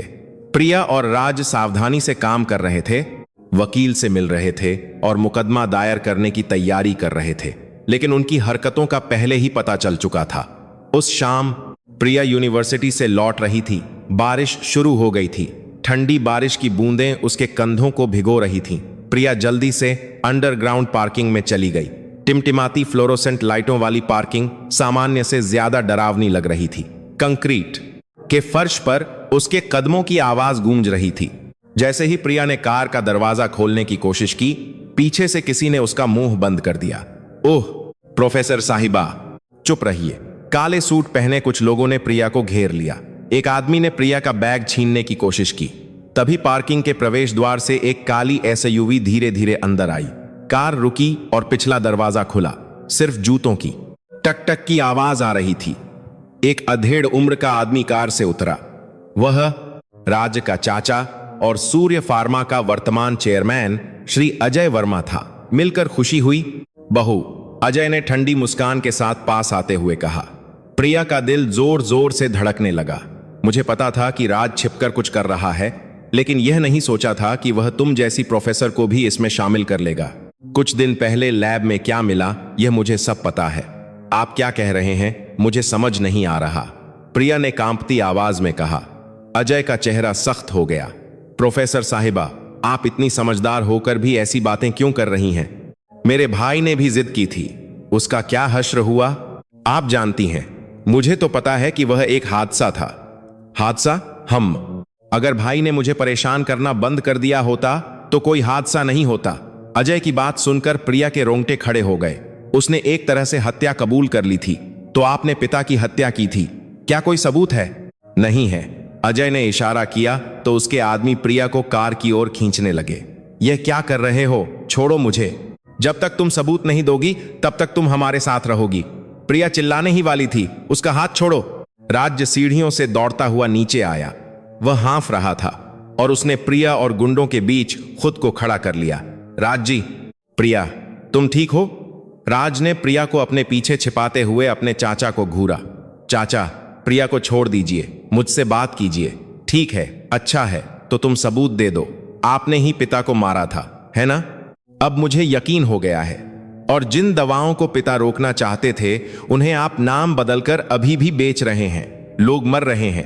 बिजनेस ऐसा ही होता है, थोड़े बहुत त्याग तो करने ही पड़ते हैं। अजय की बात पर राज का चेहरा लाल हो गया। जैसे ही वह अजय पर झपटने वाला था, एक गुंडे ने उसे रोक लिया। इस लड़के ने 3 साल तक सफाई कर्मचारी बनकर क्या कर लिया? तभी एक गुंडे का घूंसा राज के पेट पर पड़ा। धम! राज दर्द से झुक गया। राज जी! प्रिया चिल्लाई, लेकिन दूसरे गुंडे ने प्रिया को पकड़ लिया। राज लड़खड़ाते हुए फिर से खड़ा हुआ। उसके मुंह के कोने से खून बह रहा था। प्रिया को हाथ मत लगाना, अभी भी होश नहीं आया। एक और घूंसा आया, इस बार सीधा चेहरे पर। राज जमीन पर गिर गया। खून कंक्रीट के फर्श पर गिरा। राज जी प्लीज बस कीजिए। प्रिया रोने लगी। राज खून बहते हुए फिर से उठने की कोशिश करने लगा। उसके घुटने कांप रहे थे, लेकिन उसने हार नहीं मानी। एक गुंडे ने अपनी जेब से कुछ निकाला। यह एक चाकू था। चाकू की धार फ्लोरोसेंट लाइट में चमकी। इससे शायद होश आ जाए। आदमी चाकू लेकर राज की ओर बढ़ा। प्रिया की आंखें फैल गईं। नहीं, उसी पल राज ने अपनी पूरी ताकत से उस आदमी पर हमला कर दिया। दोनों लड़खड़ाते हुए जमीन पर गिर गए। चाकू हवा में उछलकर दूर जा गिरा। हरामखोर! दूसरे गुंडे ने जमीन पर पड़ा एक धातु का पाइप उठाया और उसने उठने की कोशिश कर रहे राज की पीठ पर वार किया। धड़ाम! राज फिर से जमीन पर गिर गया। राज जी! राज जी! प्रिया छटपटाने लगी। राज ने खून बहते हुए सिर उठाया। उसकी नजरें प्रिया पर थीं। प्रिया, भागो प्लीज। नहीं, मैं तुम्हें छोड़कर नहीं जाऊंगी। आदमी ने फिर से पाइप उठाया। प्रिया पागलों की तरह चिल्लाई, बस करो, बस करो। तभी प्रिया की नजर दीवार पर लगे अग्निशामक यंत्र पर पड़ी। प्रिया ने अपनी पूरी ताकत से आदमी के हाथ पर काट लिया। आदमी चिल्लाते हुए प्रिया को छोड़ दिया। प्रिया ने तेजी से अग्निशामक यंत्र उठाया और उसका लीवर दबा दिया। फुस! सफेद पाउडर ने आदमियों के चेहरे को ढक दिया। धत! ये क्या कर रही है? राज जी उठिए! प्रिया ने गिरे हुए राज को उठाने की कोशिश की। राज ने मुश्किल से अपने हाथों के सहारे उठने की कोशिश की। उसका चेहरा खून से लथपथ था और उसने अपनी बाईं पसली को हाथ से पकड़ा हुआ था। तभी दूर से सायरन की आवाज आई। We we! आवाज और भी करीब आ रही थी। अजय का चेहरा सख्त हो गया। धत! जल्दी चलो, गुंडों ने घबरा कर कहा। अजय कार में बैठने से पहले आखिरी बार राज को मुड़कर देखा। राज! मेरी बात राग की खनाम, अब हम मुड़कर की हक कर। आज के लिए तो जा रहा हूं, लेकिन यह अंत नहीं है। जल्द ही फिर मिलेंगे। काली एसयूवी तेजी से पार्किंग से बाहर निकल गई। राज तब जाकर पूरी तरह से बैठ गया। प्रिया ने राज को सहारा देते हुए रोने लगी। राज जी, आप ठीक हैं? होश में रहिए। प्रिया, अगर तुम सुरक्षित हो तो मैं ठीक हूं। राज की आवाज कमजोर हो गई। उसकी शर्ट खून से भीगी हुई थी। प्रिया ने कांपते हाथों से 119 पर फोन किया। पुलिस और एम्बुलेंस लगभग एक साथ पहुंची। अस्पताल का आपातकालीन कक्ष दवा की गंध से भरा था। जब डॉक्टर राज का इलाज कर रहे थे, प्रिया बाहर इंतजार कर रही थी। उसके हाथ कांप रहे थे। कपड़ों पर लगा राज का खून उसकी नजरों में आ रहा था। लगभग 1 घंटे बाद डॉक्टर बाहर आए। आप मरीज के साथ हैं? हाँ, वह मेरे पति हैं। वह कैसे हैं? सौभाग्य से। जान को कोई खतरा नहीं है, लेकिन बाईं पसली में 2 फ्रैक्चर हैं और चेहरे और शरीर पर गंभीर चोटें हैं। कम से कम 2 हफ्ते अस्पताल में रहना होगा। प्रिया ने राहत की सांस ली। जल्द ही राज को कमरे में शिफ्ट कर दिया गया। अस्पताल के बिस्तर पर लेटे राज का चेहरा बहुत खराब लग रहा था। बाईं आंख के आसपास नीला पड़ गया था और होंठ फट गए थे, लेकिन उसने प्रिया को देखकर हल्की सी मुस्कान दी। प्रिया, तुम्हें चोट तो नहीं लगी? मैं बिल्कुल ठीक हूं और तुम्हारी यह हालत हो गई है। प्रिया ने राज का हाथ कसकर पकड़ लिया। आंसू उसके गालों पर बहने लगे। माफ करना, मेरी वजह से तुम इस खतरे में पड़ गए। प्रिया! राज ने प्रिया का हाथ कसकर दबाया। अगर तुम्हें कुछ हो जाता तो मैं सांस नहीं ले पाता। तुम्हारी रक्षा करना मेरी जान से भी ज्यादा जरूरी है। प्रिया की आंखों से आंसू बहने लगे। पागल, तुम भी कीमती हो। सब कुछ अकेले सहने की कोशिश मत करो। हमने साथ में करने का फैसला किया था, क्योंकि हम पति पत्नी हैं। दोनों काफी देर तक चुपचाप हाथ पकड़े रहे। खिड़की के बाहर बारिश हो रही थी। राज जी, मुझे नहीं पता था कि चाचा खुद सामने आ जाएंगे। अब यह सच में खतरनाक हो गया है। यह हमारी जान की लड़ाई बन गई है, मुझे पता है, लेकिन हम पीछे नहीं हट सकते। हमें पिता के साथ हुए अन्याय का बदला भी लेना है और अधिक पीड़ितों को बचाना भी है। मैं भी यही सोचती हूं। प्रिया ने सिर उठाया। उसकी आंखों में डर नहीं, बल्कि दृढ़ संकल्प था। हम भागने के बजाय लड़ेंगे। यह अब सिर्फ एक लड़ाई नहीं है, यह एक युद्ध है। राज ने प्रिया को देखा। सूजी हुई आंखों से भी उसे उसकी चिंता और प्यार की नजरें साफ दिख रही थीं। प्रिया, क्या तुम सच में अंत तक साथ दोगी? यह खतरनाक होगा।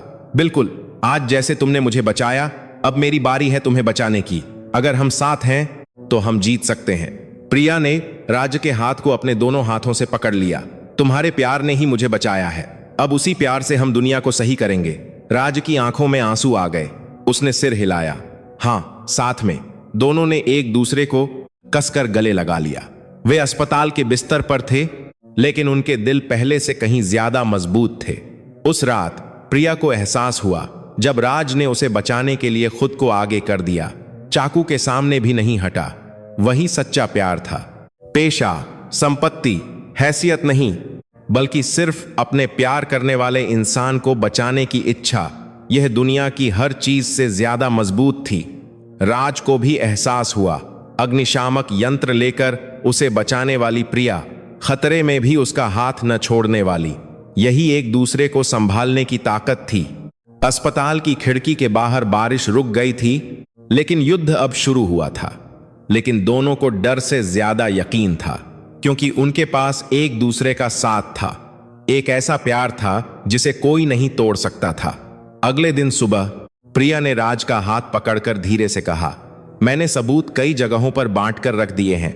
मैंने भरोसेमंद मीडिया से भी संपर्क किया है। अब हम तैयार हैं। चाचा फिर से आएंगे, मुझे पता है, लेकिन इस बार हम पहले कदम उठाएंगे। प्रिया की नजरें दृढ़ थीं। राज ने सिर हिलाया। दोनों ने हाथ मिलाया।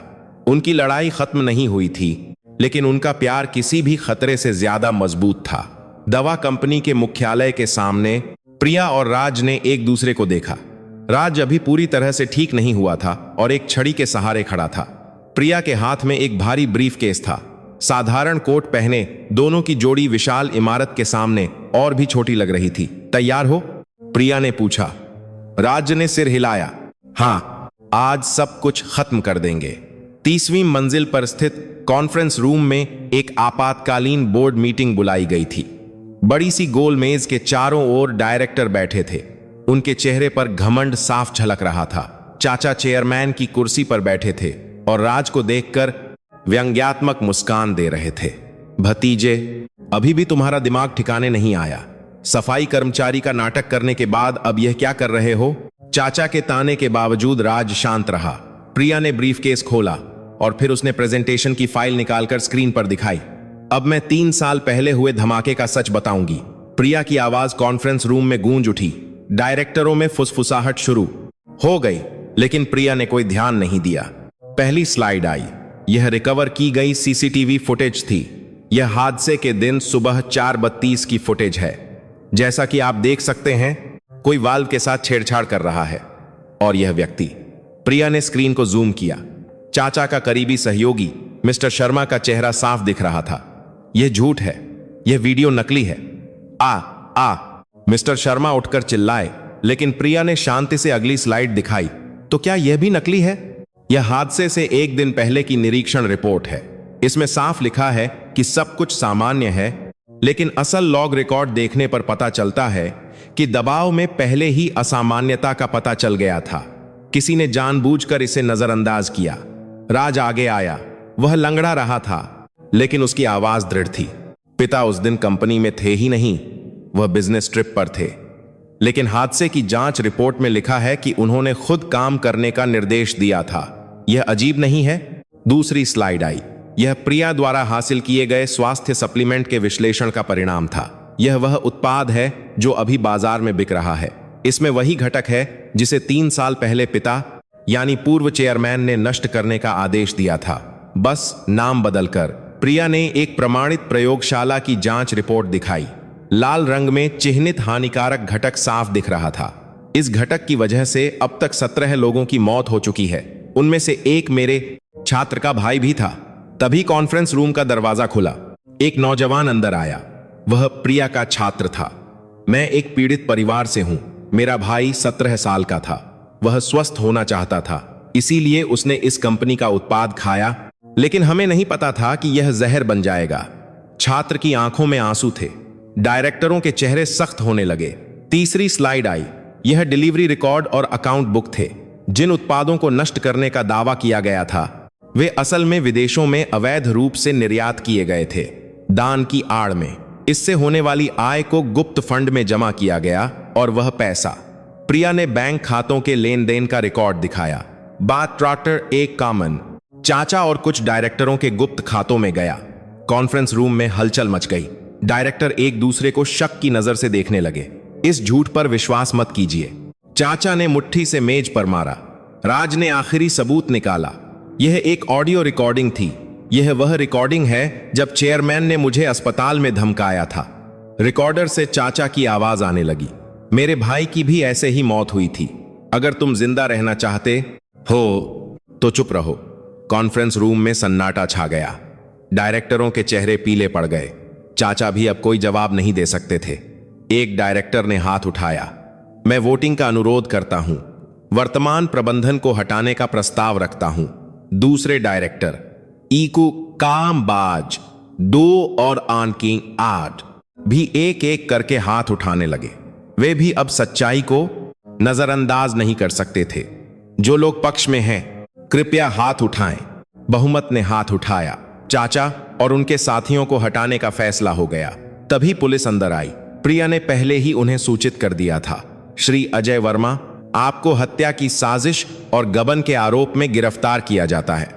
मीटिंग खत्म होने के बाद बचे हुए डायरेक्टर राज के पास आए। वे दिवंगत चेयरमैन के सबसे करीबी सहयोगी थे। राज साहब, कृपया चेयरमैन की विरासत को आगे बढ़ाइए, कंपनी को सही रास्ते पर लाइए। राज ने कहा, हाँ, मैंने पहले ही तैयारी कर ली है। मैं वह कंपनी बनाऊंगा जिसका सपना पिता ने देखा था, एक ईमानदार और पारदर्शी कंपनी। कॉन्फ्रेंस रूम से निकलते समय दोनों के कदम भारी थे लेकिन दृढ़ थे।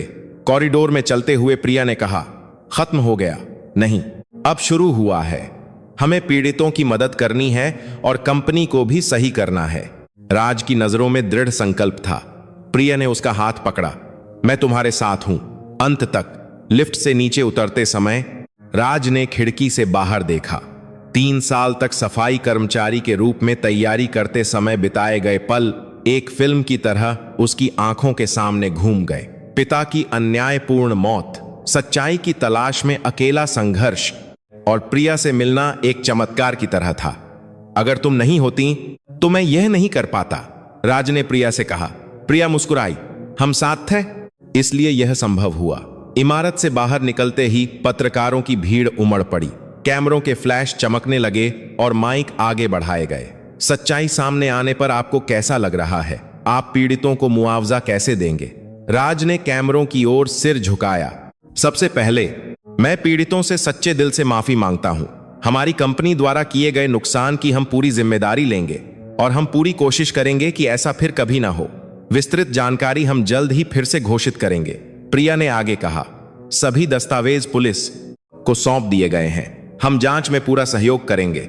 उस शाम समाचारों में दवा कंपनी के भ्रष्टाचार का मामला टॉप पर था। पूरा देश सदमे में था, लेकिन साथ ही सच्चाई को सामने लाने वाले दोनों की हिम्मत को सलाम कर रहा था। प्रिया की लैब में लौटकर एमपीएस पार्ट सारे संबंध ने लैब करता है। दोनों ने थके हुए शरीर को कुर्सी पर टिकाया। यह एक लंबी और कठिन लड़ाई थी, लेकिन आखिरकार न्याय की जीत हुई थी। राज ने प्रिया के कंधे पर हाथ रखा। पिता स्वर्ग में खुश होंगे। आपके पिता सच में एक महान इंसान थे। आप उनके बेटे हैं, इसीलिए आप भी इतने न्यायप्रिय हैं। दोनों ने एक दूसरे को देखकर मुस्कुराया। वे सफाई कर्मचारी और प्रोफेसर के रूप में मिले थे, लेकिन अब वे न्याय के लिए साथ लड़ने वाले साथी और प्रेमी थे।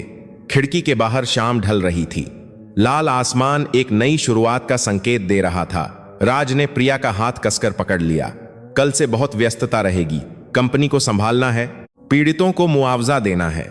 दोनों जानते थे आगे का रास्ता आसान नहीं होगा, लेकिन एक दूसरे के साथ होने के कारण वे किसी भी मुश्किल का सामना कर सकते थे।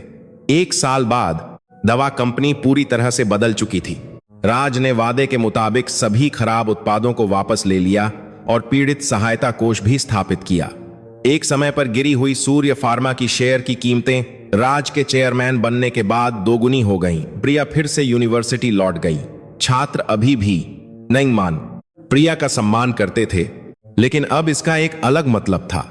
सच्चाई के लिए लड़ने वाली प्रोफेसर, प्यार को बचाने वाली महिला के रूप में दोनों एक बड़े बंगले में शिफ्ट हो गए। राज के कंपनी का प्रमुख बनने के बाद यह एक स्वाभाविक बदलाव था, लेकिन उनकी रोजमर्रा की जिंदगी में कोई खास बदलाव नहीं आया। शनिवार की शाम प्रिया और राज अभी भी उसी ढाबे पर जाते थे जहां वे पहली बार डेट पर गए थे। 2 प्लेट छोले भटूरे। ढाबे की मालकिन दादी ने खुशी से स्वागत किया। अरे, हमारे साहब और मेम साहब फिर आ गए। मैंने तुम्हें टीवी पर देखा। तुमने सच में बहुत अच्छा काम किया है। राज शर्माते हुए मुस्कुराया। बस वही किया जो करना चाहिए था। गर्मागर्म छोले भटूरे खाते हुए प्रिया ने राज को देखा। राज अभी भी अपनी प्लेट से पनीर के टुकड़े निकालकर प्रिया को दे रहा था। अब बस भी करो, हम अब अमीर हैं, प्रिया ने मुस्कुराते हुए कहा। लेकिन राज ने सिर हिलाया। आदत हो गई है और मैं तुम्हें सब कुछ अच्छा ही देना चाहता हूं। तभी प्रिया ने राज का हाथ पकड़ा। राज, मुझे तुमसे कुछ कहना है। क्या बात है? प्रिया शर्माते हुए मुस्कुराई और अपने पेट पर हाथ फेरा। हमारे घर एक नन्हा मेहमान आने वाला है। राज की आंखें बड़ी हो गईं। वह चम्मच गिराने ही वाला था। सच में? सच में, हाँ, 2 महीने हो गए। राज उठकर प्रिया को गले लगा लिया। ढाबे के सभी ग्राहक देख रहे थे, लेकिन राज को कोई परवाह नहीं थी। वह बहुत खुश था। मां और पिता स्वर्ग में बहुत खुश होंगे। वे दादा दादी बनने वाले हैं। प्रिया की आंखों में भी आंसू आ गए। सफाई कर्मचारी और प्रोफेसर के रूप में मिले 2 लोग अब माता पिता बनने वाले थे। घर लौटते समय दोनों ने हाथ पकड़कर चलना शुरू किया। एक पुल पर राज रुक गया। प्रिया, शुक्रिया। जब मैं सफाई कर्मचारी था तब भी, और जब मैं सच्चाई की तलाश में था तब भी, हमेशा मेरे साथ रहने के लिए। प्रिया ने राज का चेहरा अपने दोनों हाथों से पकड़ा। बल्कि मुझे तुम्हारा शुक्रिया करना चाहिए। तुमने मुझे असली प्रिया के रूप में देखा, प्रोफेसर के रूप में नहीं, बल्कि सिर्फ प्रिया के रूप में। दोनों ने एक दूसरे को देखा। पहली मुलाकात की तरह ही, वैसी ही नजरें, सच्चाई से भरी साफ नजरें। उस रात बिस्तर पर लेटे हुए दोनों छत को देखते हुए बातें कर रहे थे। हम अपने बच्चे को क्या सिखाना चाहेंगे? प्रिया ने पूछा। राज ने कुछ देर सोचा और फिर कहा, ईमानदारी से जीना सिखाना चाहूंगा और लोगों को उनके बाहरी रूप से ना आंकना। मैं भी। और सच्चा प्यार क्या होता है यह भी बताना चाहूंगी। राज ने प्रिया का हाथ पकड़ा। यह तो तुमने मुझे सिखाया है। प्यार त्याग है, विश्वास है और साथ रहना है। तुमने भी मुझे सिखाया है कि सच्चाई किसी भी झूठ से ज्यादा ताकतवर होती है। दोनों ने एक दूसरे का हाथ और कसकर पकड़ लिया। खिड़की के बाहर तारे चमक रहे थे। 3 महीने बाद प्रिया लेक्चर खत्म करके अपनी लैब में लौटी। दूर सूर्य फार्मा की इमारत दिखाई दे रही थी। राज वहां मेहनत से काम कर रहा होगा, पिता की छोड़ी हुई कंपनी को और बेहतर बनाने के लिए। छुट्टी के समय राज प्रिया को लेने आया। अब वह एक महंगी विदेशी कार चलाता था, लेकिन राज का व्यक्तित्व नहीं बदला था। वह अभी भी विनम्र और नरम दिल इंसान था। आज का दिन कैसा रहा? अच्छा था। छात्र हमारी कहानी सुनना चाहते थे तो मैंने थोड़ी सी बताई। क्या कहा तुमने? कि प्यार पेशे से बढ़कर होता है और सच्चाई हर पूर्वाग्रह पर जीत हासिल करती है। राज ने प्रिया के पेट पर हाथ फेरा। अब उसका पेट थोड़ा बाहर आ गया था। क्या हमारे बच्चे ने भी सुना होगा? बिल्कुल। पापा की आवाज सुनकर वह लात मार रहा था। दोनों मुस्कुराते हुए घर की ओर चले। ट्रैफिक लाइट पर रुकते समय राज ने कहा, प्रिया, मुझे कभी कभी लगता है कि यह एक सपना है।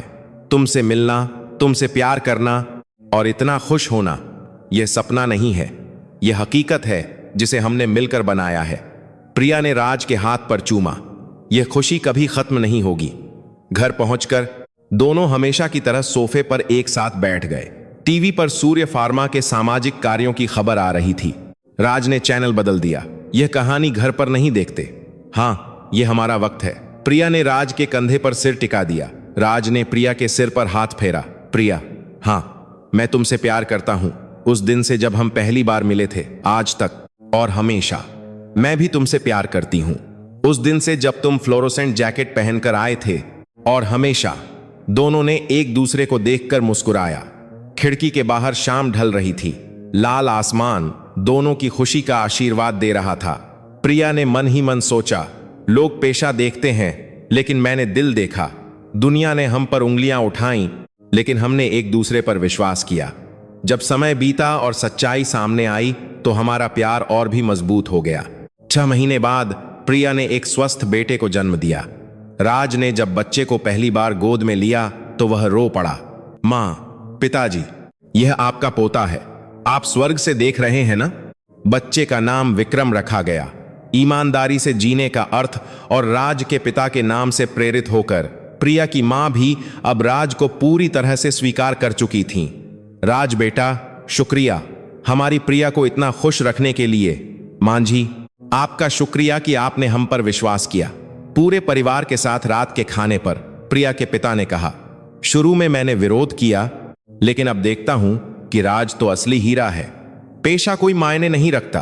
राज ने विनम्रता से सिर झुकाया। मैं भी प्रिया से मिलकर बदल गया हूं। मुझे पता चला है कि प्यार में कितनी ताकत होती है। जैसे जैसे विक्रम बड़ा हुआ, दोनों ने उसे सबसे महत्वपूर्ण मूल्य सिखाए, ईमानदारी, प्यार और बिना किसी पूर्वाग्रह के एक खुला दिल। एक दिन विक्रम ने स्कूल से लौटकर पूछा, पापा, आप सफाई कर्मचारी क्यों थे? राज ने बच्चे को अपनी गोद में बिठाया और कहा, बेटा, पापा सच्चाई की तलाश में थे और उसी दौरान मैं तुम्हारी मां से मिला। मां को पापा के सफाई कर्मचारी होने से भी कोई फर्क नहीं पड़ा। प्रिया ने विक्रम के सिर पर हाथ फेरते हुए जवाब दिया, क्योंकि पापा दुनिया के सबसे अच्छे इंसान हैं, इसलिए उनका पेशा कुछ भी हो, कोई फर्क नहीं पड़ता। विक्रम खिलखिलाकर हंसा, मैं भी पापा की तरह एक ईमानदार इंसान बनूंगा।